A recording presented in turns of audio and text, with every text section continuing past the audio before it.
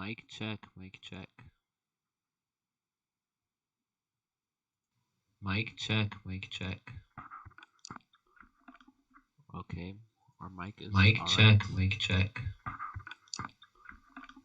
Okay, our mic is Mic check, right. mic check. Alrighty. So hello everyone. Today we will be working on a physics problem from Conquering the Physics GRE from Yoni Kahn and Adam Anderson, the third edition. We're just going to work on this problem of a block on a ramp. And so it's one of the first problems in there, the example, and so we just wanted to work it out. The problem says you have a 5 kilogram block with a coefficient friction of 0.5, and there's a force parallel to the floor pushing into the block.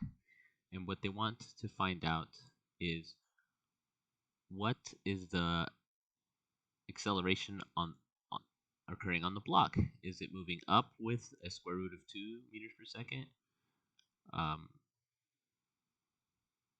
It's actually the velocity of this block. It says acceleration. That's interesting. I think they have the units messed up. Oh, wow. Nope. Squared. That's on me. The square root of 2 meters per second.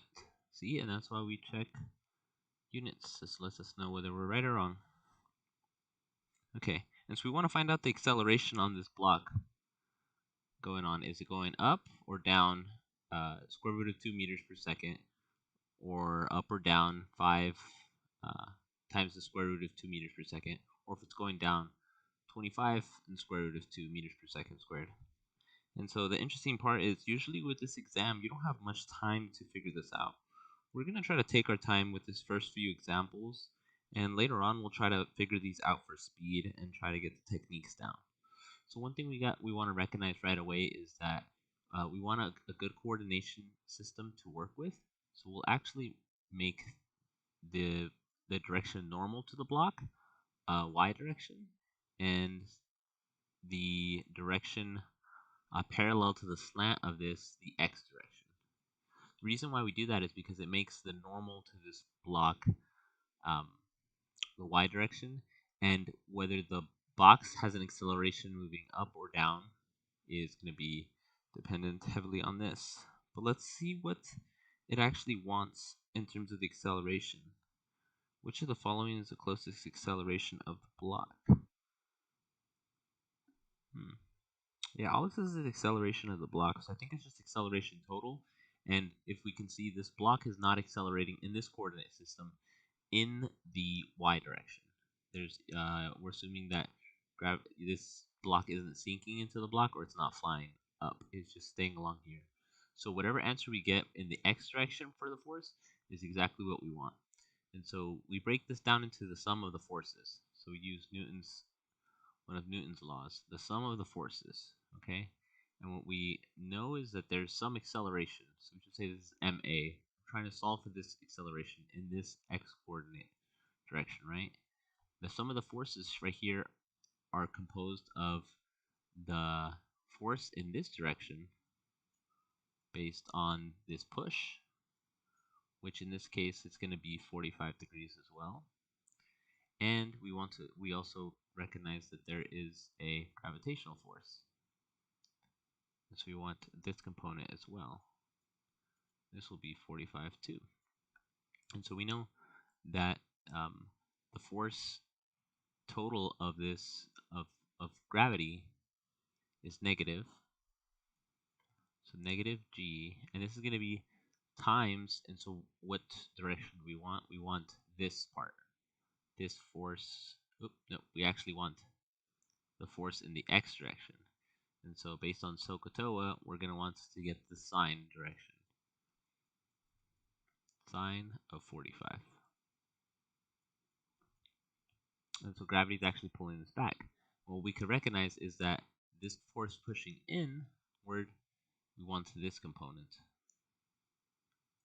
And so this component is going to be plus, and this is based on a normal force, which we'll leave for n right now. And since we want to this one, SOHCAHTOA, this is hypotenuse over adjacent. So ka.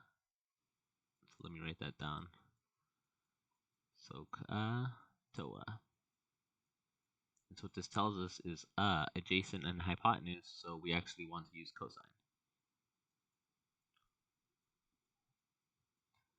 Okay. And so one thing we must recognize is since there's friction, this normal force is actually a friction times a normal force.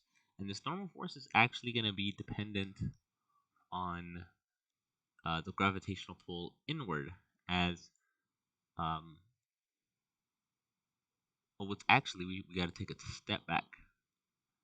So this normal force is going to be the balance that keeps this block from going into here. And so in order to solve for n, we still do the sum of the forces, but now in the y direction. Because right here we're looking at the sum of the forces in the x. This is going to be the sum of the forces in the y direction.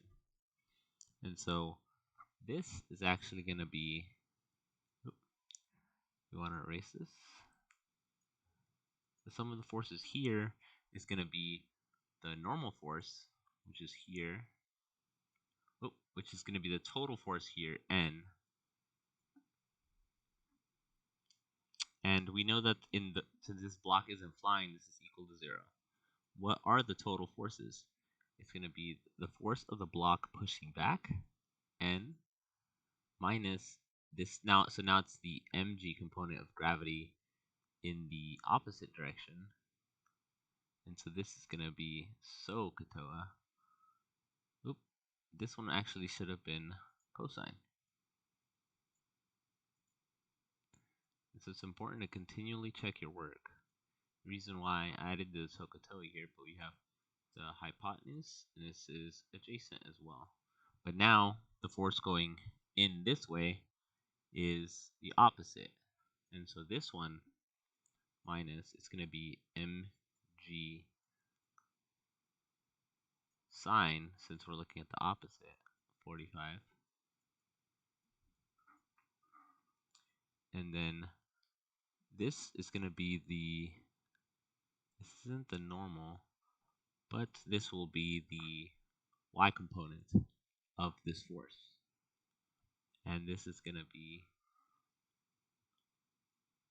10 newtons of force. And we're going to be looking at this part. This is actually going to be going down because see, this is pushing this component that's technically pushing down. So this is going to be 10. It's the opposite of this 45, sine 45. So let's revisit this x part because we have this frictional force. Because and let's make sure we're accounting for everything. So we counted for gravity pulling down. We have this frictional force that's based on here. So this frictional force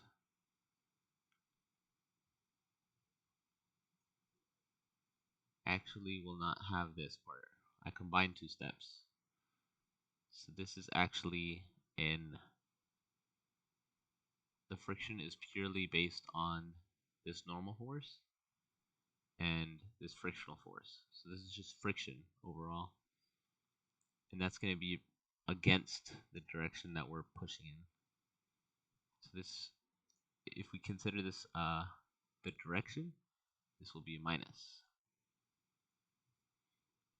And then this is an additional force which is actually positive.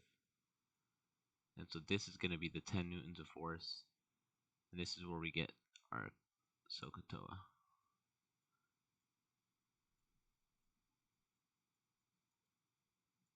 I haven't done these problems in a while, so I'm a little rusty. Okay, and so we can't solve this directly. We could solve these two parts right here and right here. We don't know n, so for right here we could solve for n. So fortunately, since this is equal to 0, now we can plug in our things. So we can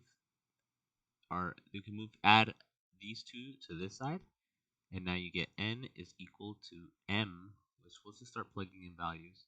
This is 5 kilograms. G will approximate to about 10 meters per second squared.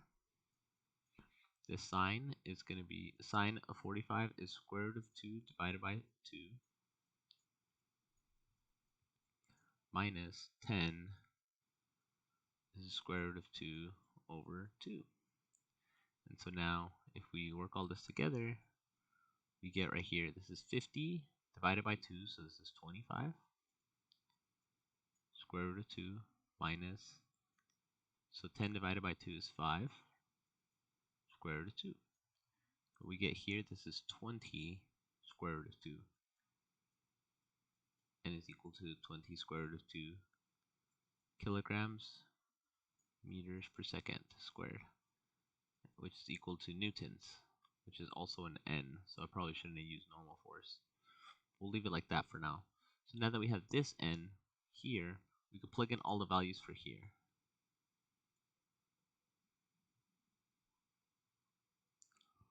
Let me move this about a little bit.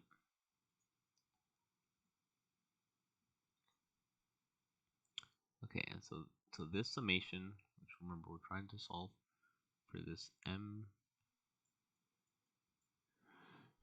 AX. We're trying to solve for this specifically. We want the acceleration on this.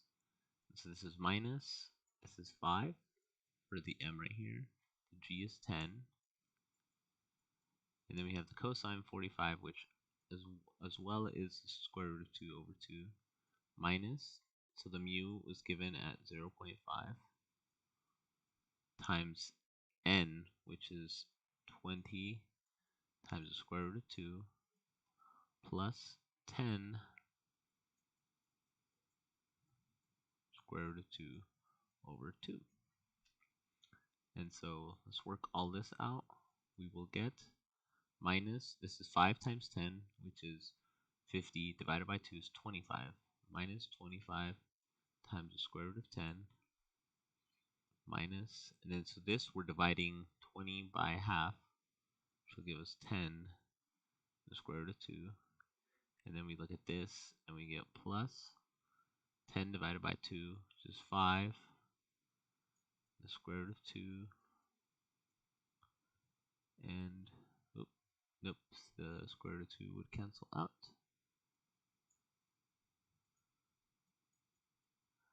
This gives us 35 the square root of 2 plus 5, which would be 30 times the square root of 2. And so this is not close to any of these answers, which is a bit concerning. But we do have a saving grace right here, because we have M right here, right? And so this M is actually going to help us out here. How is it going to help us out? Well, this M right here is 5 kilograms. And so we can divide both sides by M. And now we have AX is equal to minus 6 times square root of 2. Okay, this still isn't any of these exact values, but if we were supposed to say one based on our calculation, it would be this, because it's technically going negative, which is down.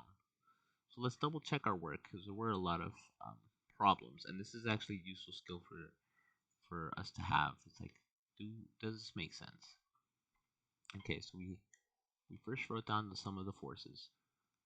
Right here is the gravity component, which is pulling back. mg, correct, cosine, nice, minus, because we have the frictional force pulling backwards to the direction. Ooh, this is actually interesting. If the block is moving forward, the frictional force would be backwards. So this might actually vary. This might depend on the direction that we take it. So I'm not 100% sure we can actually assume friction is going along.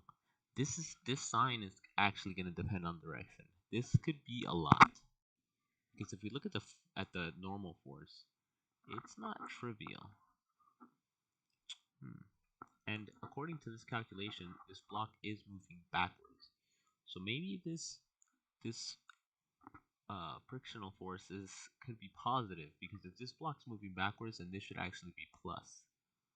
So we'll actually have to revisit this and see which direction it goes. So we'll actually put plus minus, because we're not sure. We did the calculation of it going backwards, assuming that the frictional force is backwards. But friction, if this block is actually moving backwards, then frictional force will be positive. So let's actually run the calculation again with a positive part. But let's just keep on seeing to see if we're off by anything. And the force that we're pushing is this direction, which is a positive 10 newtons apart from the 45-degree angle. Okay, and then the normal force. So there's three forces of this block.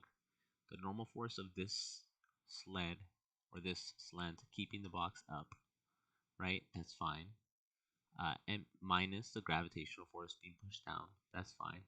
Minus us technically pushing this block almost downward in a direction. So the signs for these are fine.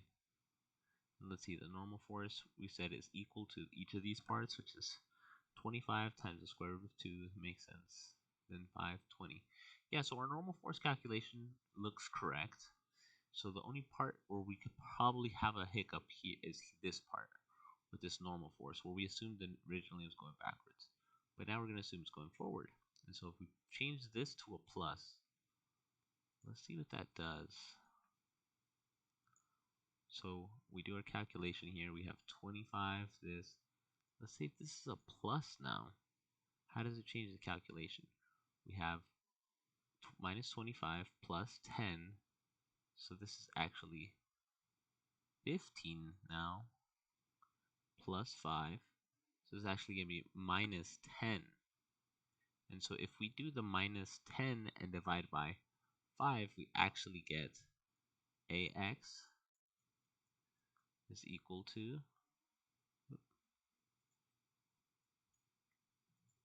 AX is equal to minus 2 over the square root of 2. And this is actually one of the values that's up here. So it'd actually be this one.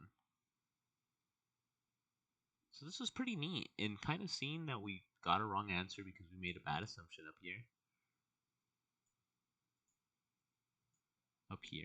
We got to see that, hey, we got to make sure we know which direction this is coming into.